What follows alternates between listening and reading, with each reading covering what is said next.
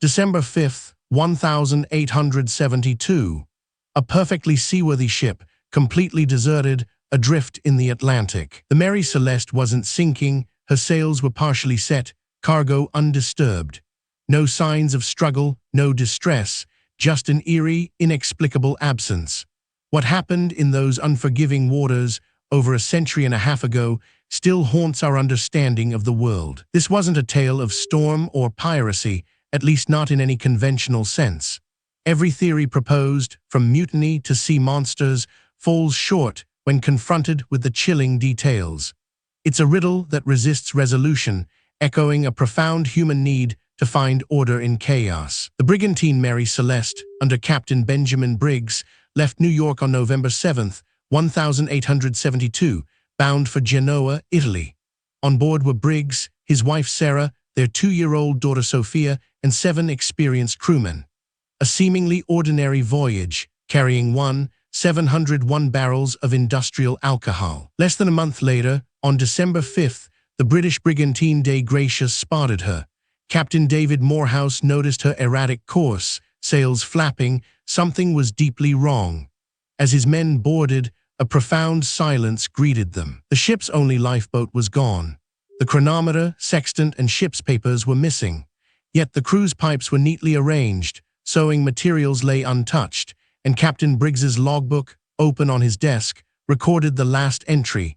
December 2nd, latitude 36 degrees 59 N, longitude 27 degrees 20 W. 3 days before discovery. If something happened on December 2nd, what allowed the ship to drift for 3 more days, apparently undisturbed? The silence, the meticulous order, it all screamed of a sudden but calm departure. This wasn't panic. The cargo of alcohol was largely intact, though 9 barrels were found empty. This detail, often overlooked, hints at a potential clue. Could the fumes have played a role? An explosion, perhaps, that wasn't an explosion. One prominent theory suggests a small, contained explosion of alcohol fumes forced Captain Briggs to temporarily abandon ship. He would have taken his family and crew into the lifeboat, tethering it to the Mary Celeste, waiting for the air to clear.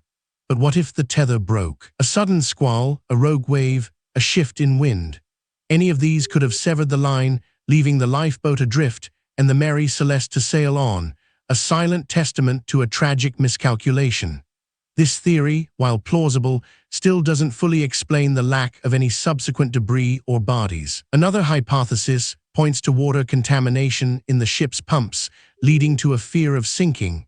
However, the ship was found with only minimal water in her hold. The perceived threat didn't match the reality, another layer of unsettling mystery. The Mary Celeste challenges our need for rational explanation. We crave narratives that tie up loose ends, that offer a clear cause and effect. But some events, like this one, defy easy categorization, forcing us to confront the limits of our own logic. In existential terms, the Mary Celeste is a stark reminder of the absurd. The universe doesn't always provide answers, nor does it guarantee our survival, even when we've done everything right. It highlights our inherent vulnerability in the face of the unknown. This isn't to say we should abandon our search for meaning. Rather, it's an invitation to broaden our perspective, to accept that some mysteries may never be solved, and in that acceptance, perhaps find a different kind of wisdom. The ghost ship compels us to look inward. What are we truly afraid of when faced with such an enigma? Is it the thought of random chance, or the unsettling notion that even careful planning can be undone by unforeseen circumstances? Stoicism teaches us to distinguish between what we can control and what we cannot. The fate of the Mary Celeste and her crew was ultimately beyond their control once a certain chain of events began. Our control lies in how we respond to such uncertainties. We can't solve every riddle, but we can cultivate resilience. We can learn to live with ambiguity, to find peace not in definitive answers, but in the ongoing process of questioning, adapting, and finding our footing in an unpredictable world. The Mary Celeste remains a spectral vessel, forever sailing the seas of human imagination.